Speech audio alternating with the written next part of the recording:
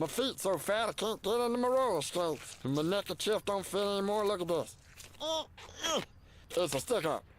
It don't work. I do this at a bank robbery. I look like a fool. Hey, everybody, what's up?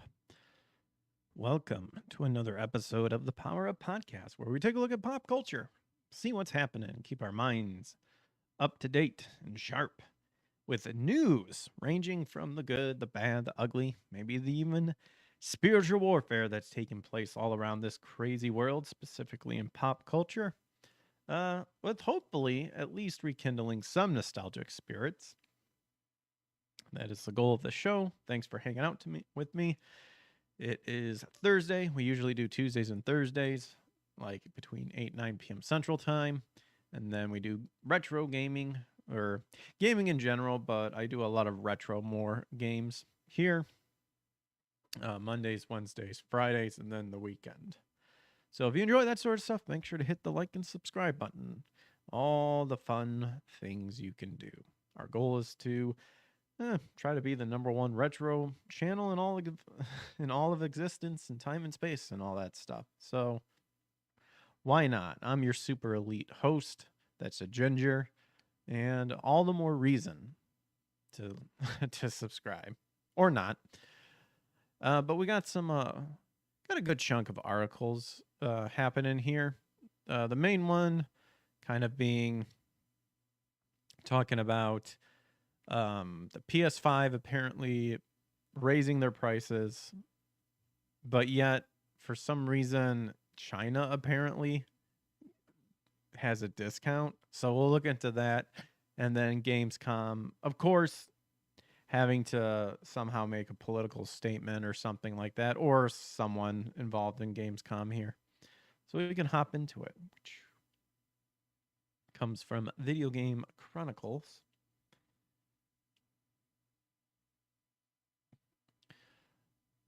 So, Dead Space producer Glenn Schofield says he's 100% behind AI for game development. Normally, you don't hear that. Normally, a lot of the people are against AI.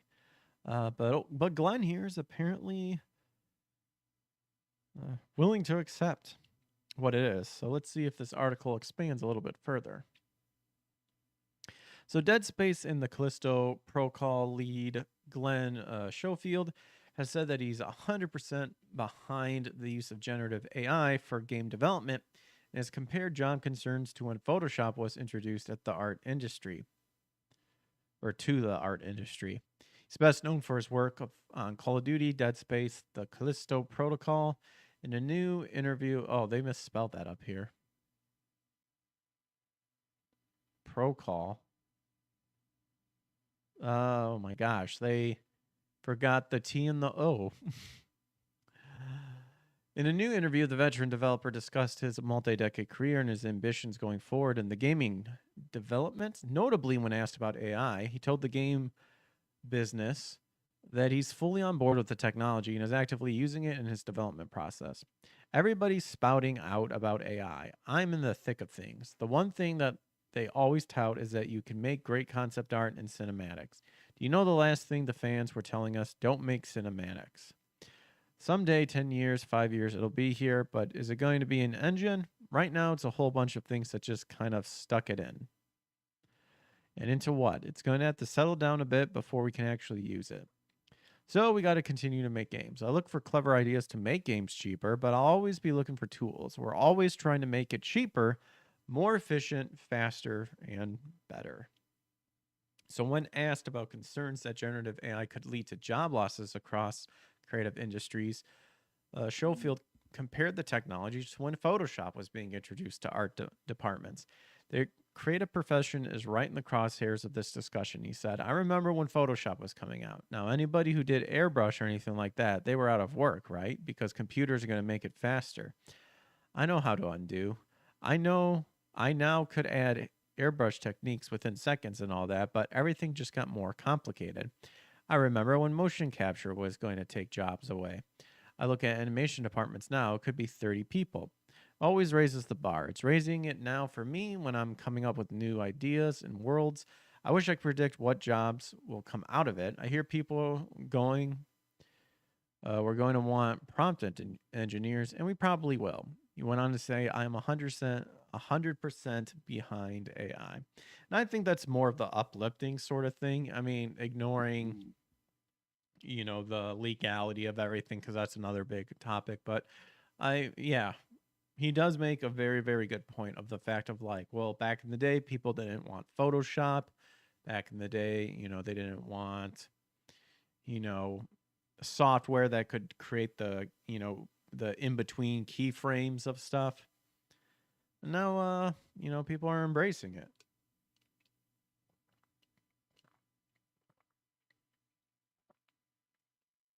Hey, Komanga. AI has its uses. Yep.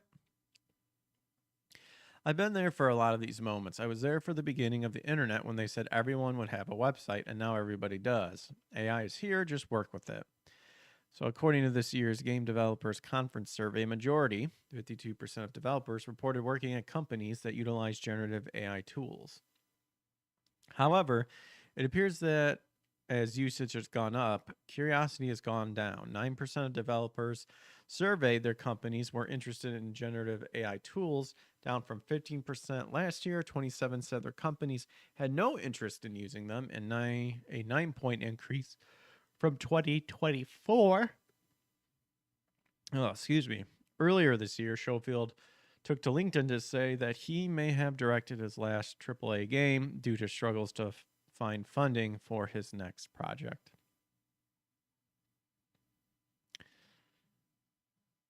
Yeah, I do agree that AI does have his uses and stuff like that.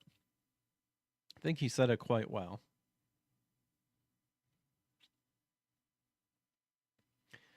So Tech for Gamer also covered this as well.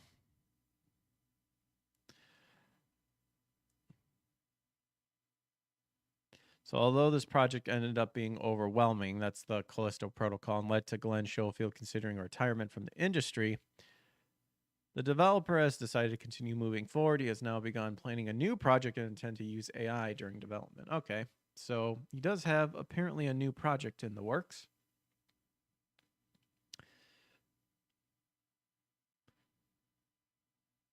What else?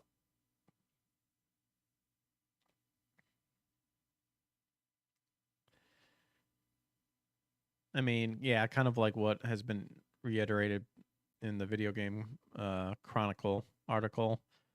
Major point of contention.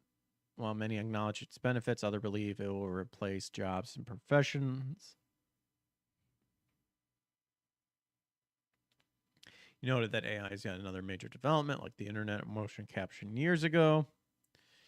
He advised aspiring creators to embrace the technology and work with it rather than running from it. He also believes AI will raise the bar. He's currently using Midjourney AI generator as an additional tool when trying to come up with game worlds for the next project. Oh, okay. So that is specific. This article mentions a specific AI generator. Moreover, the director wishes it was easier to import ideas or worlds into Midjourney to pick out the best ones for even more freedom with game development. I dig really deep now with AI stuff. The biggest problem I have is trying to cull through some of these. I'm going in different directions and then I'm taking it into Midjourney. Of course, Glenn Schofield does not support the idea of AI producing fully function games without human input. He notes that artists and other developers would still need to take the AI's work and produce a proper game. See, that's what I think as well, too. Like, there's definitely AI, but what people tend to exaggerate about AI is when we're crossing the thresholds of quantum AI, then that will be pretty insane, because then you could just tell it to do what you want and then it could just make it to like full completion. I forget which video I was talking about or I was watching, but someone was talking about that, and it's like AI is there, but it's not to that extreme yet. But will it get to that extreme? I personally think it will. Not much is known about the director's next game, but he seems excited about the opportunities to come. Although his experience with the Callisto Protocol was not the most eventful, the game still had a few key strengths. Yeah, I don't even know what the game was about. Apparently, I am super tired, which is true. I am quite tired physically, also mentally as well. But we're here. Oh, I saw this over here on Tech for Gamers. This is pretty funny. So Black Ops 7 devs ignore criticism about laziness. Tell gamers not to worry about it. We'll see what exactly this stands for. So Black Ops 7 has been heavily criticized following its gameplay reveal. The trailer has been bombarded with dislikes and the commentary section is filled with negativity. Meanwhile, Battlefield 6 is receiving widespread praise. Even the former Blizzard boss stated that Battlefield 6 is set to boot stomp Call of Duty this year, and that outcome seems very plausible. Still, Black Ops 7 developers appear to be brushing off the backlash, telling players not to worry. The upcoming Call of Duty faces criticism on multiple fronts. So many concerns raised, it seems unlikely the developers will be able to address them all before launch, potentially setting up a very disappointing release. Speaking to IGN, Miles Leslie, the Associate Creative Director, said that Treyarch is trying to ignore the backlash surrounding Black Ops 7 and instead focusing on delivering the best game possible. Fans have voiced concerns about the direction of the game, but when asked about these criticisms, Leslie explained that the team would not be addressing them directly and would continue pursuing its own vision.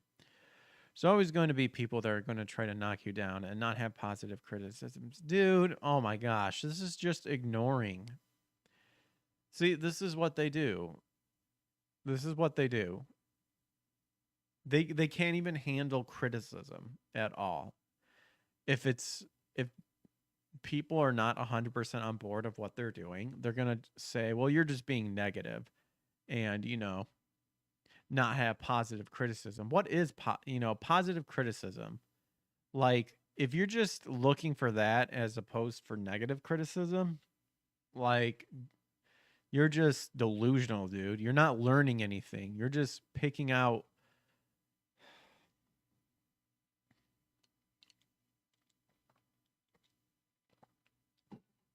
You're just creating this false sense of comfort and security where if all you're looking for is people who are,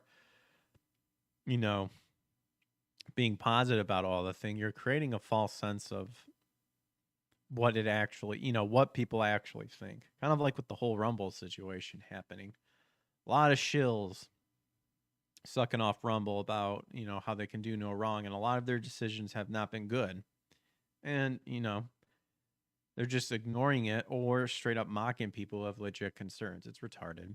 So it's like noise, right? You try to cut through that and stick to your vision and plan. No, that's just avoiding reality as far as I'm concerned. Regarding Battlefield 6, Treyarch doesn't seem to view it as a threat. Leslie admitted he enjoyed playing the beta, but emphasized that as long as Treyarch hits its own goals, Black Ops 7 will deliver what fans want. I don't think so.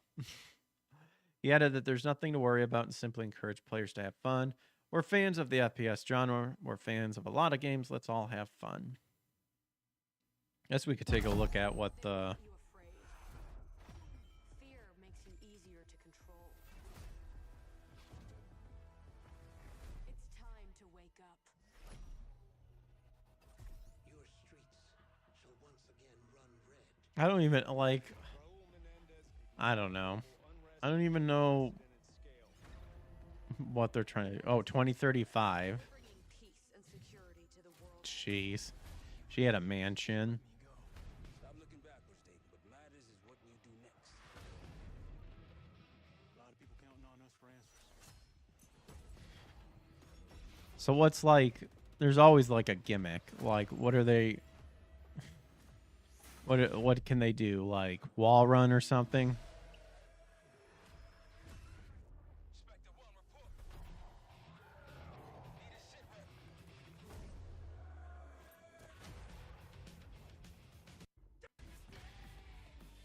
I'm already bored. Let's skip through this.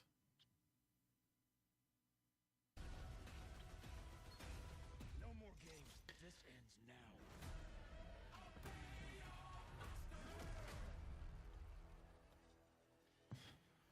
Get the Reznov challenge. I don't know, like, so what? Someone's using fear toxin and it like alters the world or something like that, distorts it. I don't know. I stopped giving a crap about Black Ops so long ago. Even Call of Duty, it's just gone down the shitter as far as I'm concerned. So I've seen some people talk about this here, hopping on over on Fandom Pulse, and that is Barrel. So just like what we've seen with McDonald's and all that stuff, apparently Cracker Barrel is going the way of the, very bland, modern corporate look. And this is specifically the logo. Apparently Cracker Barrel gets spit roasted after releasing new soulless corporate logo. So there you go. Have that there. And then just this. Dude, just because you can make it simple doesn't mean that you need to. It's like Ian Malcolm from Jurassic Park. You didn't stop to think if you should. Just because you could doesn't mean that you should have stopped and asked if you should. Cracker Barrel released a new boring, soulless, and corporate logo, and they are getting spit roasted on social media for it. Cracker Barrel explained the new logo, saying it, quote, is now rooted even more closely to the iconic barrel-shaped and word mark that started it all. Where's the barrel shape? I see a barrel there. I don't see it there. Oh my gosh. The change in logo comes after Cracker Barrel hired Julie Fels Massino to be its new CEO in November 2023. Massino, whose background is in marketing, began to quickly make changes, announcing a strategic transformation back in May of 2024. Specifically, it claimed its transformation was in, quote, driving relevancy, delivering food and experience guests love, and growing profitability. What does that mean? Driving relevancy. Like, what are you talking about? Because it's old school, it's not modern. That's just a cheap way of saying we need to modernize everything. Oh, not everything needs to be modernized. Piss off. In order to do that, it was going to focus, quote, on refining the brand. I don't think it needed refining. I think it was actually quite well. Optimizing the menus. I mean, yeah, that could be something that could be done. Evolving the store and guest experience by making it very plain and basic. Not good. Winning in digital and off-premise and elevating the employee experience. Specifically noted it had, quote, engaged a leading branding agency to refine and strengthen positioning to detail existing and new guests. She says all this and then goes and says, we engaged in a leading branding agency. Oh my gosh. They claim they have these ideas and then they go to a consultancy, like a branding agency. It's like, oh my gosh. I just feel it's like, how can we fuck this up really quick? Let's just ask this agency over here. Massino commented on this transformation at the time, saying, I'm excited about our strategic transformation plans to drive relevancy, delivering food and experience, guest love, and growth profitability. Cracker Barrel is an iconic brand with an exceptionally strong foundation. I firmly believe our plans will allow us to capitalize on our strengths and deliver long-term success. Executing the strategy will require increased investment in our business. We have reduced our dividends so that we can allocate capital to generate organic growth and drive meaningful value creations over time. Our board, our management, and our teams are excited about our plans and are already hard at work to make them a reality. In an interview earlier this week on Good Morning America, Massino claimed feedback from the rebrand has been overwhelmingly positive that people like what they're doing. Oh, yeah, sure. She added, I actually happened to be in Orlando last week with all our managers. We bring them together every year. The number one question I get is, Michael Strahan is, how can I get remodel? What can I get a remodel? Or when can I get a remodel? How do I get on the list? Because the feedback and the buzz is so good, not only from our customers, but from our team members. They want to work in a wonderful restaurant. Bullshit. I don't believe that for a second. The feedback to the logo has not been, quote, overwhelmingly positive. In fact, it's been overwhelmingly negative. Adam Knox, who claims to be a former employee, wrote, I'm just going to say this, and I used to work there. The newest president and CEO is a total whack job who is abandoning Cracker Barrel's loyal customers. They want to go there for the old-time feel, a return to a simpler time. Not everything needs to be modernized. There you go, right there. If this was interactive, I would give this guy a heart. That's all. That's it. That's it. He summed it up perfectly.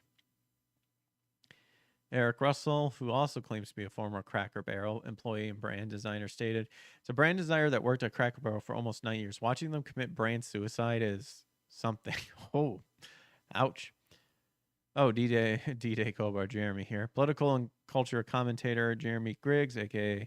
D-Day Cobra, wrote, he was symbolic of a straight white male with family values. That's why he had to be removed. Fuck the people that made this decision. One meme account called for a boycott of the company. Boycott Cracker Barrel until they reinstate the old cracker in his barrel. That's funny playing in the memes. Look at him, like nothing wrong. End of Wokeness wrote, Cracker Barrel CEO Julie Massino should face charges for this crime against humanity. Yeah, look at that. Look at that difference. No one asked for this. I guarantee you no one asked for this. And apparently the managers of these companies, I guarantee you, are a bunch of libtards.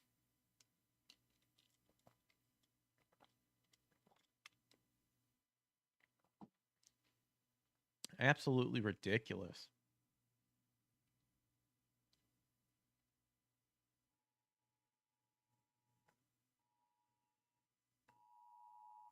Uh-oh.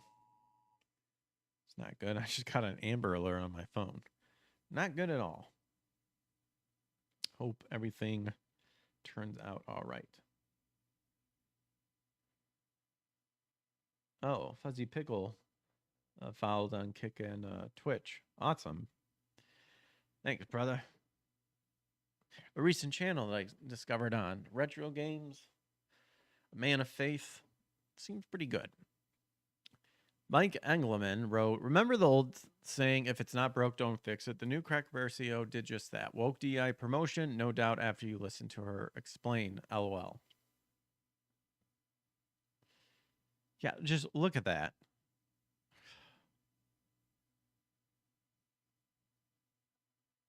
Like, removed that, took this, shifted it over, increased the size.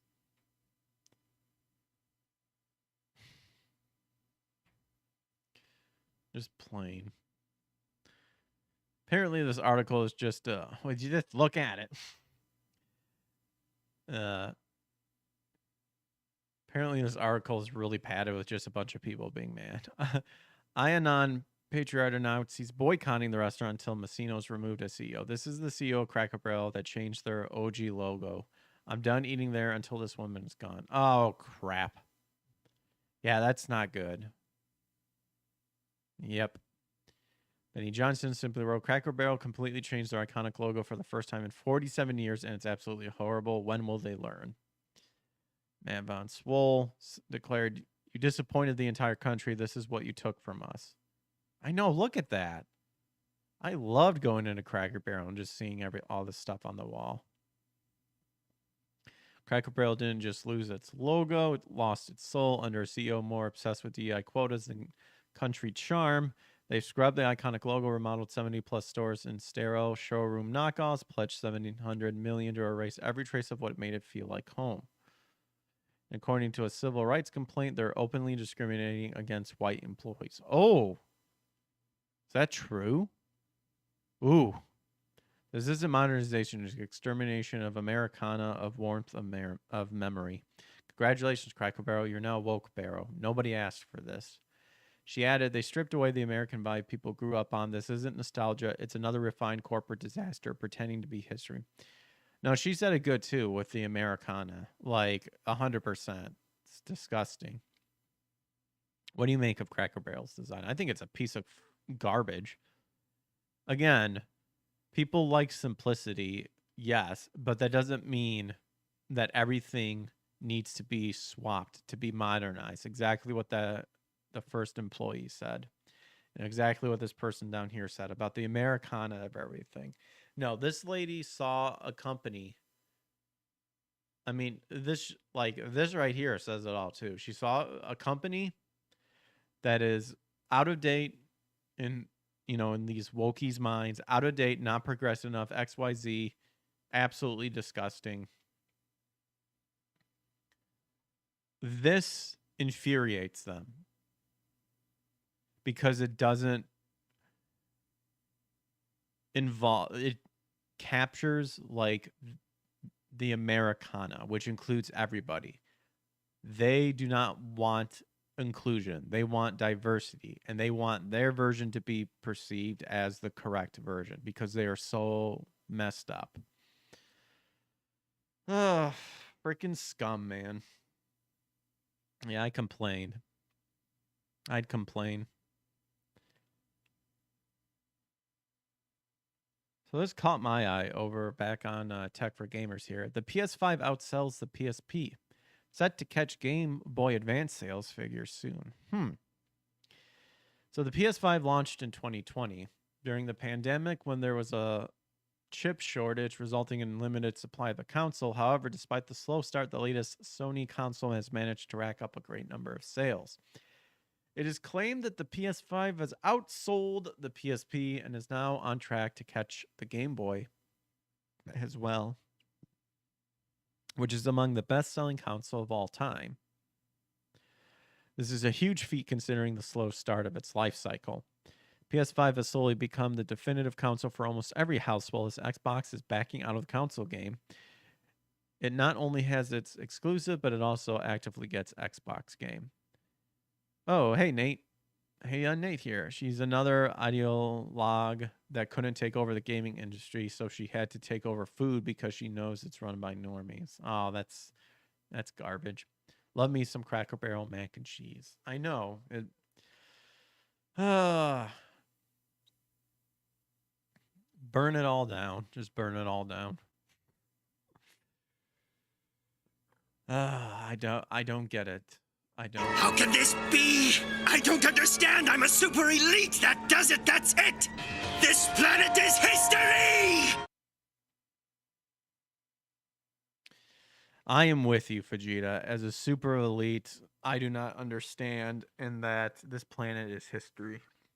Ugh. So the PS5 has now crossed 80.3 million units sold, which is just above the PSP's 80 million units. The Game Boy Advance comes in at about 81.5 million, so the PS5 is expected to overtake that in the future, entering the top 10 best sellers of all time. Based Vegeta. This is very true. Good old based Vegeta.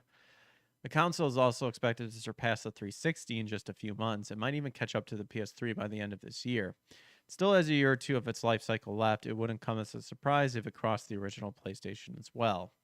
Selling over 80 million consoles in just 4.5 years is certainly a huge achievement. This generation has cemented Sony as the best home console maker, as Xbox finally admitted defeat after underwhelming console sales. And then it just asks, what's your thoughts about it? I mean, I feel like a bold statement, but I mean, we saw how the Nintendo Switch 2 is doing. So, I don't know. And it doesn't, and still doesn't make sense to me on how a console that, you know, doesn't have a whole lot of original games. It's just a lot of ported games.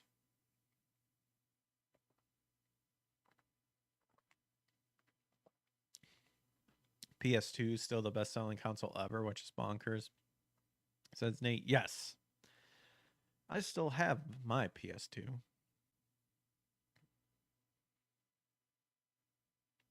So this next article also ties in with Sony here. And that is kind of what I was talking about. So Sony is discounting the PlayStation 5 in China amid a recent price hike. So I have some other articles here talking about the price hike, but this one, this is insane. Why China? So price hikes in the gaming industry are almost always met with backlash, as fans dislike paying more for the product they love. Recently, Nintendo raised the prices of its game and largely ignored player feedback. Meanwhile, Microsoft faced a similar situation, which when it attempted to increase its game prices to 80, the backlash was so intense that the gaming reverted to its original pricing. Sony has avoided raising gaming prices so far, but it did recently increase the price of the PS5 models in the US. Interestingly, in contrast, the company has discounted the console in China. I'd like to know why, and why China, and why not all over. This inconsistency is bound to frustrate fans. While tariffs play a role in regional pricing, many players won't care about those details. Seeing price hikes in one region and discounts in another will only fuel more criticism, which is why I think actually the tariff it may play a little bit of a role. I don't think it's as big as what they're claiming it to be. PS2 was an amazing console, though most of the games still hold up. This is true. I actually thought about doing like some game streaming specifically of like PlayStation 2 only type games. But then, of course, that also ties into the fact that sometimes the PS2 version of the game isn't as good as like other versions. So I'm always about trying to get the most that I can. And if I have to like use a specific version, I will. Like, for example, Scarface was released for the Wii, PS2, Windows, and the PS2 version specifically had a detail to where when Tony gets shot enough, you literally see the blood splat, like the blood splatter and the blood spots from like the bullets going through him. PS2 had that a little extra detail while the other ones didn't. So that's why it was like, I'm playing the PS2 version. That one was a hard game to emulate, but they finally figured out what needed to be done. So Daniel Camilo on X pointed out that Sony's PlayStation 5 discount in China will begin on August 25th. That is, I believe, Monday. The timing of this announcement caused some confusion, as it was made alongside the U.S. price hike, leading some fans to believe the discount has already gone live. According to Camilo, starting August 25th, the digital edition will be priced at $390, while the disc version is $474. I still would want the disc version. This contrast is likely to spark even more controversy, given that Sony just raised PS5 prices by $50 in the US. It is worth noting that Sony has not mentioned whether the discount applies to the PlayStation 5 Pro. Since the model was not referenced in the announcement, it appears that only the base version, both disc and digital, are being discounted. Even so, this remains a significant move for the Chinese market. Yeah, I'd want a PS5 disc version to be rather cheap. Well, that's unfortunate that we didn't see any reasoning why specifically China, but so like I said, this ties in to PlayStation 5 is going up in price in the US starting tomorrow, with the PS5 Pro now being $750. Oh my gosh. So, according to Sony, similar to many global businesses, we continue to navigate a challenging economic environment. I feel like that excuse, like they used it so much, and I don't know. I feel like it's overused. As a result, made the difficult decision. Yeah, sure you did. Again, I blame Nintendo. They're the one that kicked everything off, and now all the other companies are going to follow suit, even if their product is garbage or not worth that amount. They're going to do it anyway. As a result, we've made the difficult decision to increase the recommended retail price for PlayStation 5 consoles starting on August 21st. That's today. So PlayStation 5 went from $499 to $549. The digital edition from $449 to $500 pretty much. And the PlayStation Pro from $700 to $750. The PlayStation 5 is the latest piece of consumer tech to be impacted by global economic issues. Sony previously increased the price of PS5 in select regions on August of 2022, with both digital and standard editions getting hikes. UK, Europe, Australia, Japan, China, Mexico, and Canada, but not the US. Then in 2025, it again raised prices in multiple regions. Earlier this month, Nintendo raised their price of its original Nintendo Switch hardware. Yeah, that was bullshit. with the standard units increasing in cost by 40 and the OLED model by 50 and the Switch Lite by 30. Nintendo has assessing market conditions for some time now, most notably with regard to U.S. President Donald Trump's ongoing trade tariff decisions. Company delayed Switch 2 pre-orders in the history due to the country's turbulent financial situation. Eventually opened U.S. pre-orders in late April without changing the console's price, but it did raise the price of some Switch 2 accessories in the U.S. and warned that other adjustments to the price of any Nintendo product are also possible in the future depending on the market conditions. Earlier this year, the CTA, the trade association behind the CES tech event, warned that Trump's tariff could lead to consoles price rising by nearly 70% in the US. They all come into the fact. Well, just play the old school games. Fuck the new ones.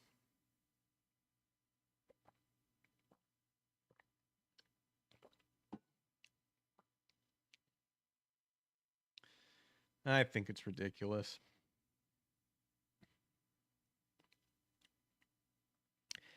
Fandom Wire has an article about the PS5 price increase.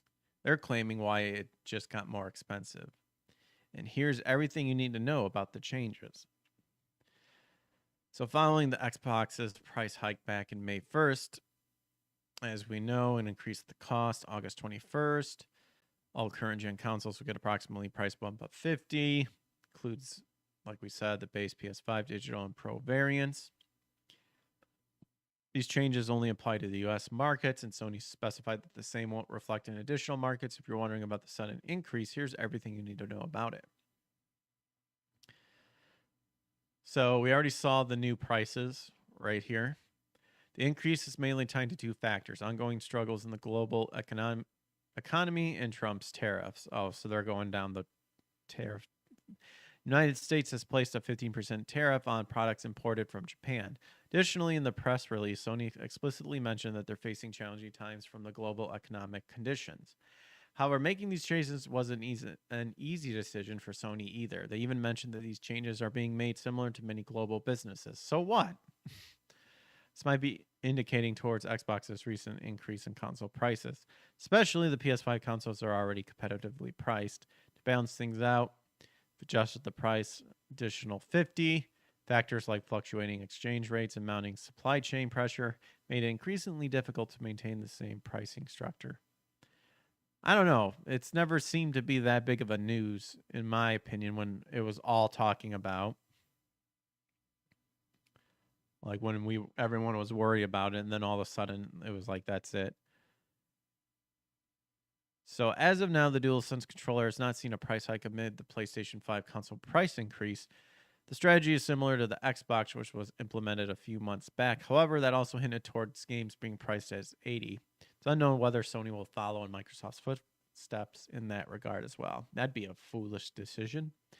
Regardless, you can still buy one at the base of $74.99. Of course, the exclusive editions are priced higher, but that's not because of inflation. So how come that's not because of... Wouldn't you just increase everything? Still following the current price increase, if you're going to use the inflation tariff excuse. Still following the current prices, if increased peripheral costs might observe changes in the future. Since market leaders like Nintendo took the first step to creating 80 games soon after Xbox followed, do you think Sony will continue on the same path in terms of pricing, or do you think the PS5 will hold its ground? I think it's all retarded, like I said. I think it's all retarded. And I'm 30 or 40 years old, and I do not need this. I will 100% agree with Master Shake in that I'm 30 or 40 years old.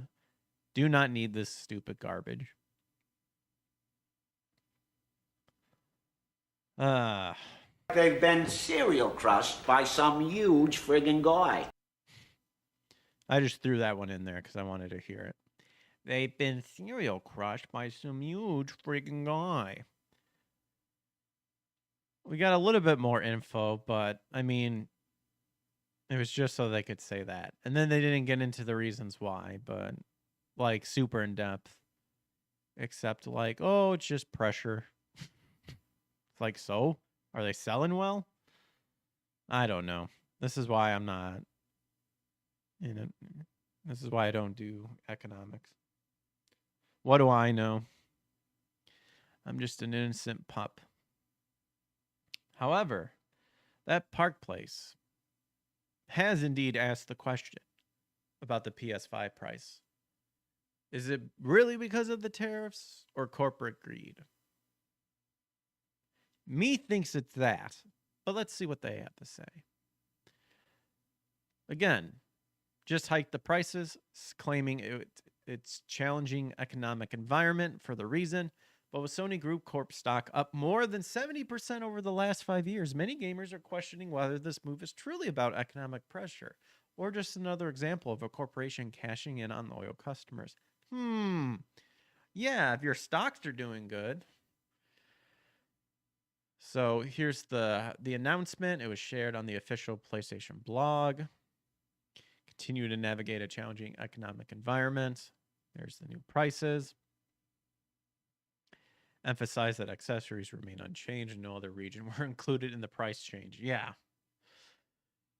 The stock growth tells a different story. So while Sony pointed to economic strain, its stock performance suggests the company is far from struggling.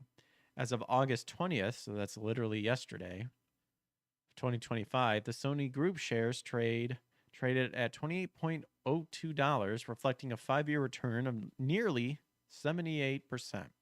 Investors have treated Sony as a company on solid footing, hardly one in dire need of squeezing more revenue out of gamers. This disconnect hasn't gone unnoticed. Smash JT summed up the frustration. Sony announces its PS5 price increase due to, quote, challenging economic environments. Meanwhile, their stock is up nearly 80% in the past 5 years. I apologize in advance for not believing these greedy video game companies. The tariff factor. There is, however, another angle to consider: tariffs, or lack thereof. So back in April, the administration, that would be the Trump administration, raised the reciprocal tariff rate of Chinese imports 125%. Many components used in PS5 consoles come from China. While that spike grabbed headlines, the administration later suspended the extra duties for 90 days to allow for negotiations. And then on August 11th, the suspension was extended until November 10th of 2025. Oh, I didn't know about that. That means that the full 125% rate is not currently in effect, but the uncertainty surrounding tariff policies has been widely cited in coverage of Sony's move. Companies like Sony, heavily reliant on Asian supply chains, are forced to decide whether to absorb tariffs costs or pass them to U.S. customers. Sony has clearly chosen the latter. Is it corporate greed or survival strategy? Truth is likely a mix of both. On one hand, tariffs and supply chain risk provide Sony with a legitimate financial incentive. On the other hand, the company's healthy stock performance and market dominance raises doubt about whether this is truly a matter of survival.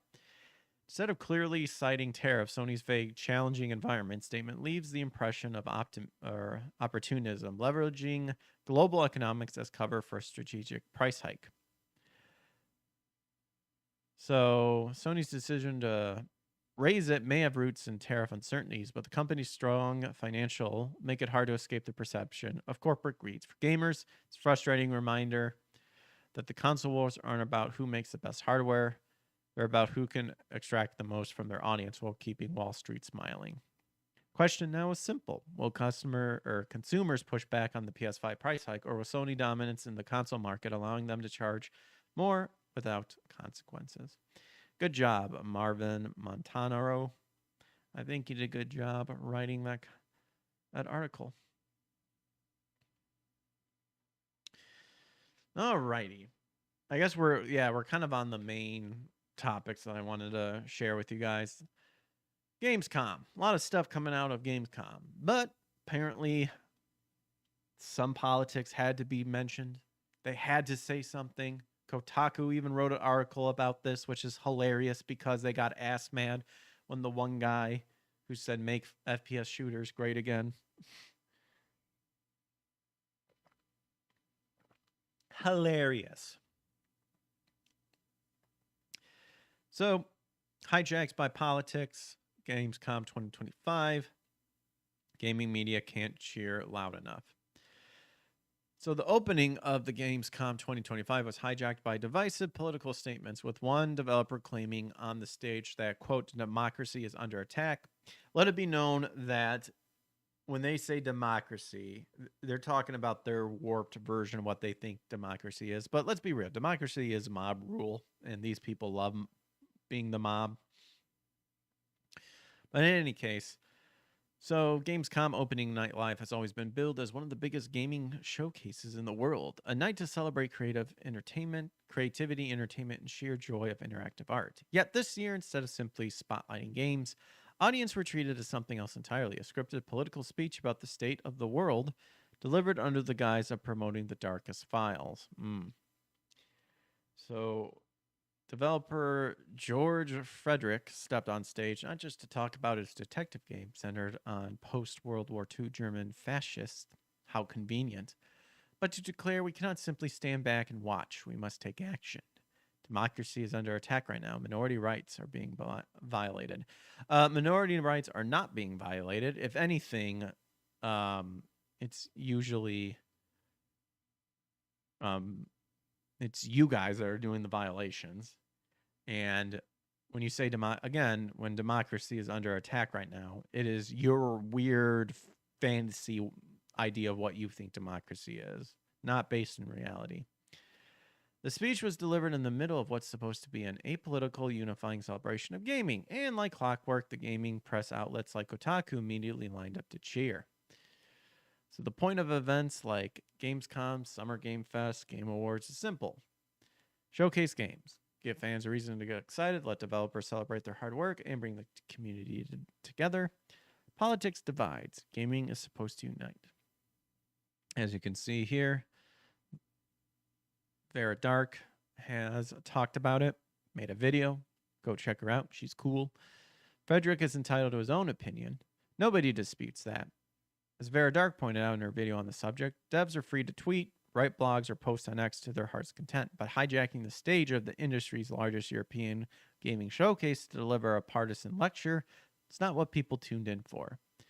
And let's not pretend this hasn't been the industry standard until now. Splitgate 2 CEO Ian Prue appeared on stage at Summer Game Fest wearing a hat that says makes FPS great again. That one gesture, which wasn't even a speech, just a piece of clothing, was immediately ripped apart by Access journalists and developers. They labeled it inappropriate, political, and damaging to the spirit of the event. Oh, but when they do it, of course, it is for the greater good of mankind, because they need to be the forefront of it every waking day of their lives. So let's ask the obvious question. Why is that condemned, but a developer standing on stage proclaiming that democracy is under attack is applauded? Hypocrisy is the answer.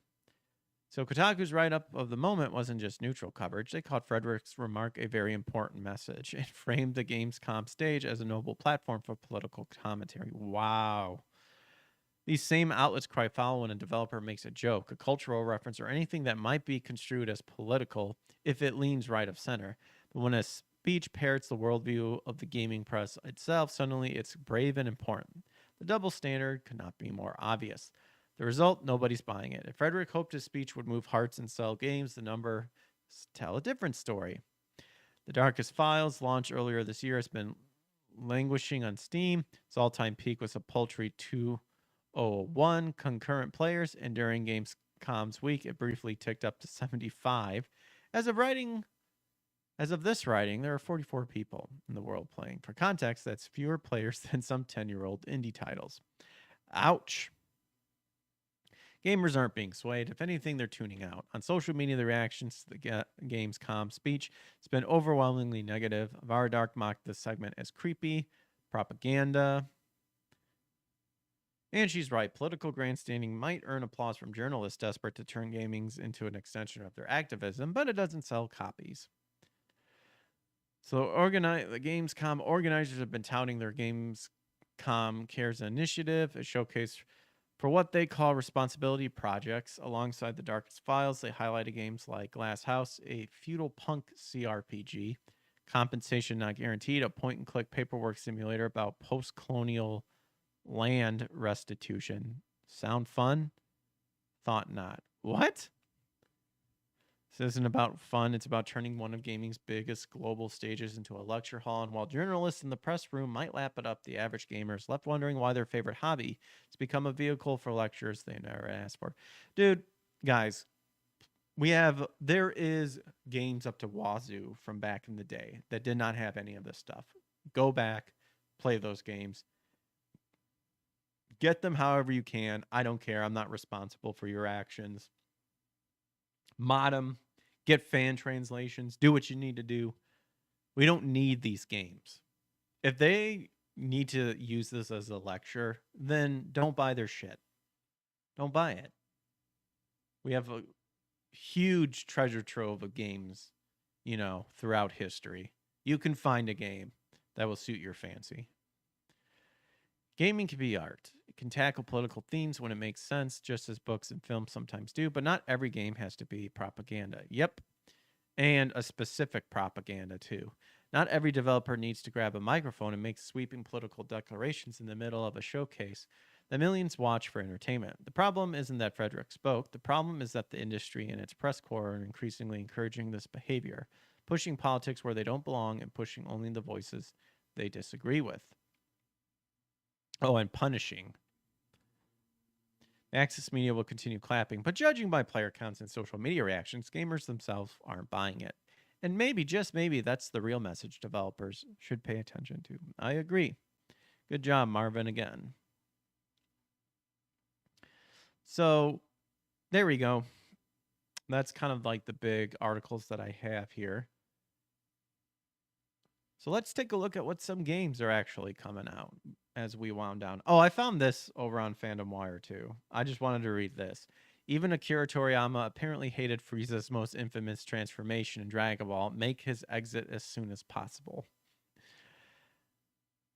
And we are referring to the third form. Toriyama regretted giving Frieza's third form in Dragon Ball Z and had him make his exit as soon as possible. In an interview, Toriyama explained his creative process by saying this: "It all started with Frieza. I didn't start out with any plans to have him transform, of course, but midway through I thought it might be cool to make it look like a bluff and then have him transform for real. Probably at that point, I also thought of giving him a sleek design in the end. I'm in the habit of giving characters progressively more complex and tough-looking forms and finally make them really sleek. After all, it's awful drawing them once they get all complex. I figured I should have him make his exit as soon as possible." Yeah, especially when it comes to Cell with all his little circles. Even the creator hates his own creation and tells you how bad the idea of having that transformation was. Let's dive in. So there it is. The iconic villain showcased his ability to transform, making him more combat-focused, but his third form was a headache for Toriyama. The complex design of Frieza's third form would have been a huge trouble to continue drawing for a long time. That is the reason he quickly switched Frieza out of his third form. This saved him some trouble and pushed the narrative along as well. Toriyama wished he had given Frieza just 2 forms instead of 3 before reaching the final form.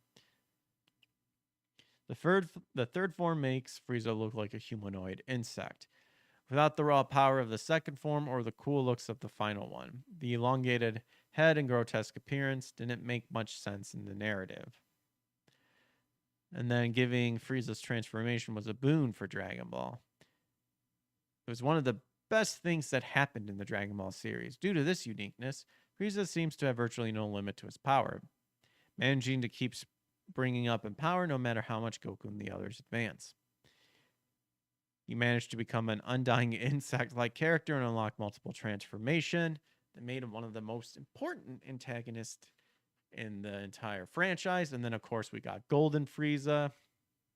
And then there's Black Frieza form in Dragon Ball Super manga. He has many transformations, each one making a new level of power. This table list has most notable forms when they first appeared in both the manga and the anime. So you got your first form right here, second form, third, final, golden, and black form. Ooh. Oh my gosh, my just felt a huge twitch.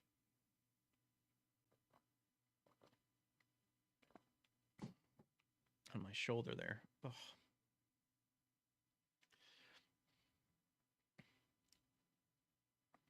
But that's pretty much it.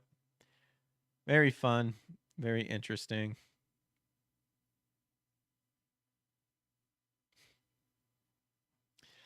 So who doesn't love a good Dragon Ball article? So another thing that's been talking about is Resident Evil Requiem.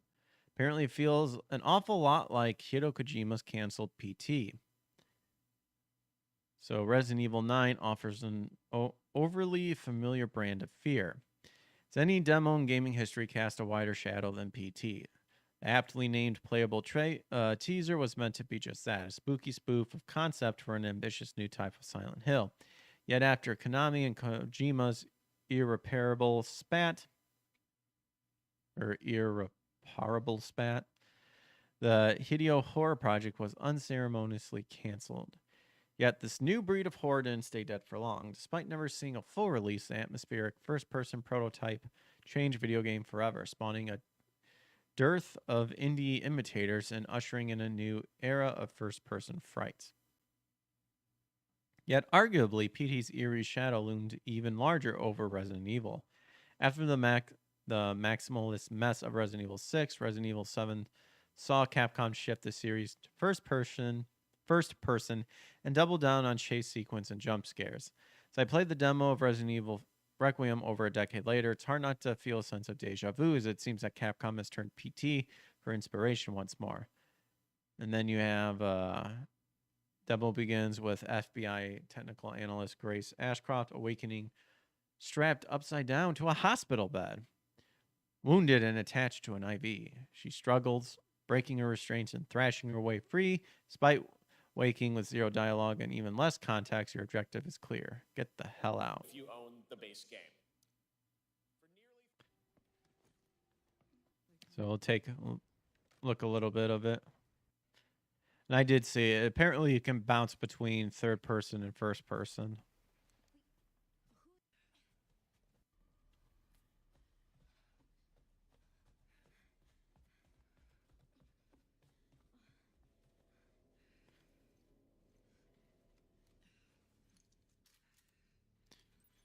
Oh, give us a gun. Follow mama.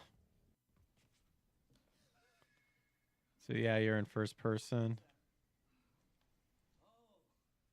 Apparently we just a flashlight.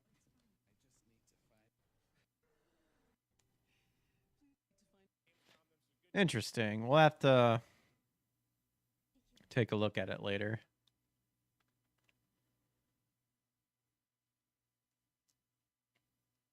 All right, so this is more like an explanation of him going through the demo, but here's some other pictures. So it looks like we got ourselves a new monster here. Disgusting looking. Your classic Resident Evil with the different keys. Close up of the model. Shadow Ghost.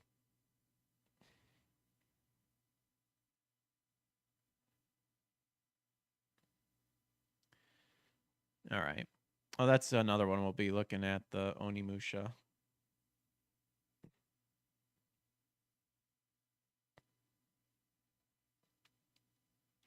It's hard to picture a more beautiful city than Kyoto. Nestled in a Kansai region of Japan, the sprawling landmass is populated with ancient Buddhist temples, gardens, imperial palaces. Its unrivaled scenic beauty, even as the power to make would-be attackers think twice. In 1945, the then U.S. Secretary of War demanded that American forces drop the atom bomb elsewhere in Japan. So struck was he by Kyoto's beauty after honeymooning there. Unfortunately, wait, what? I have no idea. What are you talking about? Fortunately for its Edo-era inhabitants, however, it appears that ancient demons are immune to Kyoto's charms. For Capcom's first Onimusha in decades, its creators turned back the clock to the rule of the Tokugawa shogunate, where I find the former Japanese capital overrun by hordes of nightmarish creatures.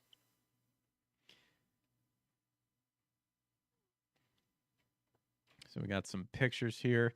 This actually looks interesting, and I definitely want to get it too. Here, I'll take a look at this trailer. It's only like minute 41.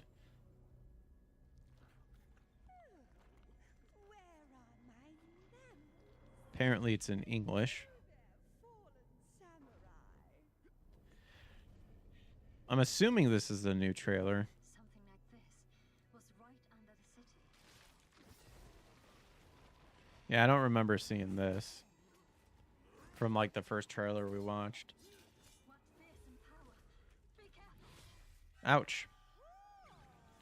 Righteous!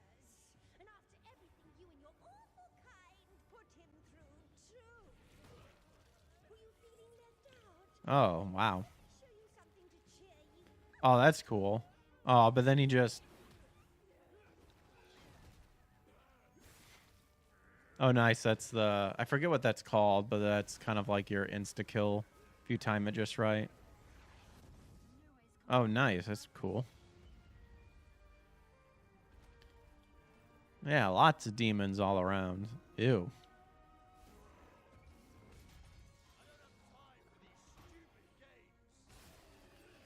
Right in the face.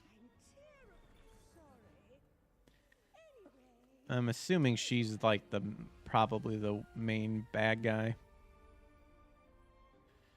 Does Nobunaga make an appearance? He's always in Onimusha. That looks sick though. There's also another addition to Mortal Kombat Legacy, Silent Hill / RE vibes. Manga, yeah. So apparently, the Mortal Kombat Legacy collection adds the lowest rated game in franchise history. That would be Mythology Sub-Zero, and Mortal Kombat Special Forces join the roster. The games join Mortal Kombat 2, 3, Ultimate, Mortal Kombat 3, Mortal Kombat 4 in the collection, and will also include the arcade, console, and handheld versions of each game. Online play with rollback netcode will also be included. Mortal Kombat Mythology Sub-Zero was released in '97 for the PlayStation and Nintendo 64. Mortal Kombat Special Forces was released on the PlayStation in 2000. While both games have retained a cult following in the Mortal Kombat community, Special Forces was met with brutal reviews at the time of its release. It currently holds a 28 on Metacritic.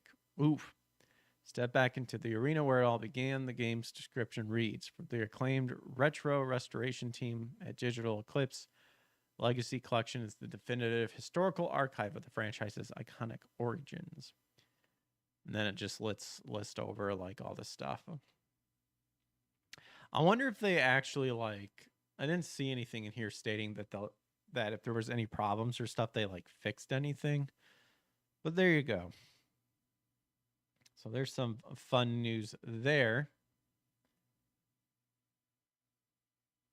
Over on Niche Gamer here, I want to say I came across this. Styx Blades of Greed reveals first look at gameplay. So publisher Nancon and developer Cyanide Studio shared a first look at gameplay in Styx Blades of Greed, their new sequel to their Goblin Stealth action series. Here's a rundown on the previously announced game, plus the gameplay reveal trailer. So you play as Styx, a cunning goblin with a caustic sense of humor who has mastered the art of stealth. Your goal is to get your hands on quartz, the most precious and dangerous resource in the world, on the brink of war between elves, humans, and orcs. Blades of Greed refines the proven formula of the first two games by making freedom and creative central to the experience. Wait, there was some... Wait. Of the first two games? So, I thought this was its own thing. I didn't know there was 2 games before it. So you got breakdowns here. Let's take a look at the trailer. Likely mature. Quartz. I love that. Everyone's going crazy for a taste of its power. But it also happens to be my favorite flavor. And that means I gotta get to it first. What the fuck are you doing? Can't you see I'm working here? Yeah. Just try to keep out of sight.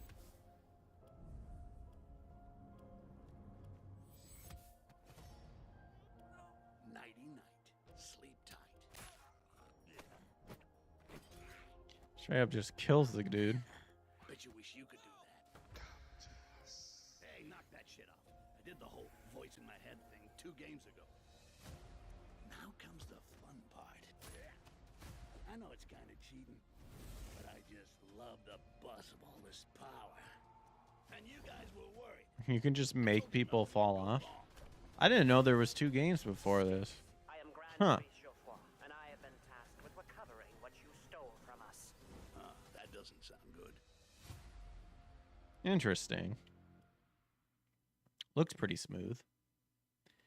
And to end this off,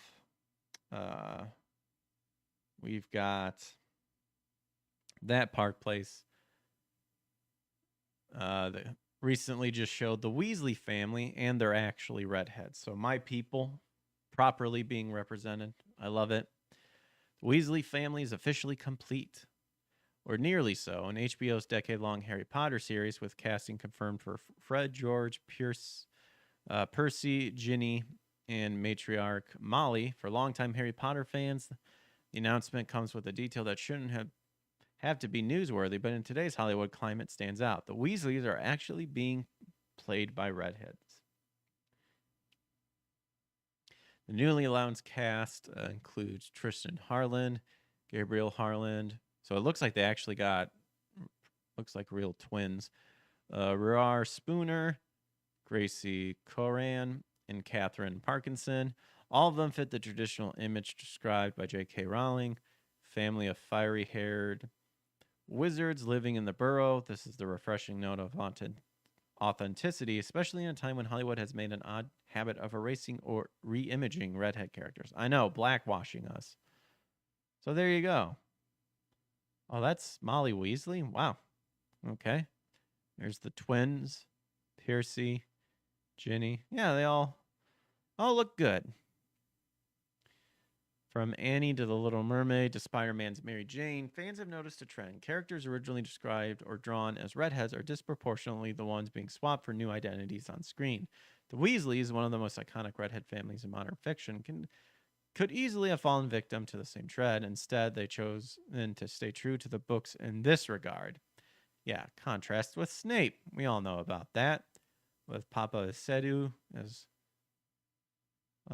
or Payapa, however you pronounce his name, as Sirius Snape. Terrible choice. Should be recasted. So we already kind of know about that. Hollywood's redhead obsession. The debate ties in a broader frustration with the industry's approach to adaptation. Redhead characters, who make up less than 20% of the population, seem to be disproportionately reimagined when Hollywood updated stories. Whether this is coincidence or a quiet industry bias, fans notice it has become a running joke and sore point across all online fandom spaces. Justice for redheads. This is true. I agree, says Komanga. By casting the Weasleys true to their description, HBO may have avoided another enormous backlash. After all, the Weasley family isn't just a side note.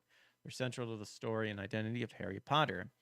Change them too drastically, and you risk alienating fans already approaching this reboot with skepticism. Yeah, here's the picture. Dude, he does not look like Hagrid at all. Like, Harry, yeah, whatever. I think the scar's different, the eye color's still different compared to what the book is. Hagrid, this just looks awful. Hagrid's supposed to be big. He's a half giant, so he's supposed to be like very broad and like rugged and husky. This looks like they're trying to maybe try to pass him off as like big and stuff by giving him longer hair and all this stuff. Like, this is what he had originally, but it doesn't match his face. And like, there's another pic with like his clothing. He looks too thin. He's way too thin. But there you go. I'm happy that my people are being properly represented in some way, shape, and form.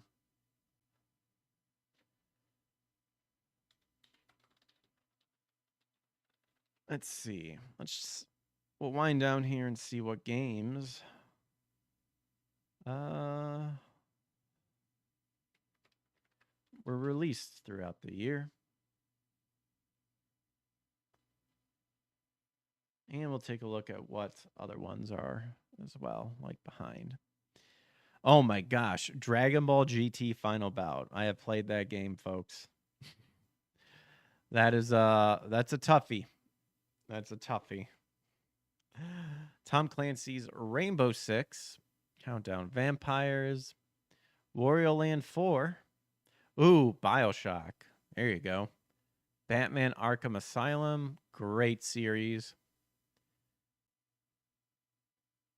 Way of the Samurai 4. I actually do want to play Way of the Samurai games. Shenmue 1 and 2, Samurai Jack Battle Through Time. Deep Sleep Labyrinth of the Forsaken. There's actually some very solid games in here. Counter-Strike Global Offense. Nice game. Some really good, solid games here. Very good. I'm sure Blabs probably messed them up in some way, shape, or form. Tomorrow, Gradius 2. Oh my goodness gracious. Ladies and gentlemen, Chrono Trigger. My favorite RPG of all times. It is amazing. It is beautiful. It was created tomorrow. 30 years ago, 1995. Oh my goodness. Madden NFL 2001. Advanced Wars Dual Strike. Nintendogs. Madden NFL 07. Jeez. Yeah, it looks like right now Chrono Trigger is like the big heavy one. Ooh, Final Fantasy 14 Online: A Realm Reborn. I tried getting into that game. I struggle playing any sort of Final Fantasy Online. Again, another NFL 18. Uncharted: The Lost Legacy. Hamster Playground. Oh, here you guys go. Femboy Fuda House. Oh, my Lord. Lord help us. Oh, my gosh. Wow, Chrono Trigger is 30 years old. I know. It is crazy, but the game is so amazing. So amazing. All right, that's all I have for you guys tonight. Should be continuing RoboCopping tomorrow, or maybe we'll do some Scott Pilgrim versus the World. Let's see. Drunk 3PO. You know what? Comics Dad. He might be winding down here. Is live on YouTube, so we'll give him some love. It's also over on Rumble. That game. We'll raid. Actually, let's see over on Rumble here. See if there's any retro games out there. Any retro gaming that we see. Alex. I like Alex, but let's see.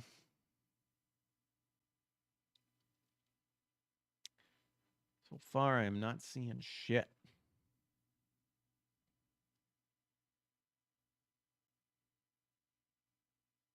Oh, yeah, there's like a new Hollow Knight thing.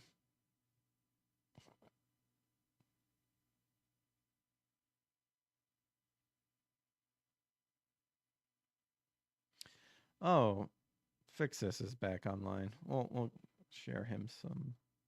We'll do that. All right. There you guys go. You guys have a good rest of your night. Take care and God bless. Catch you on the flip side. Peace.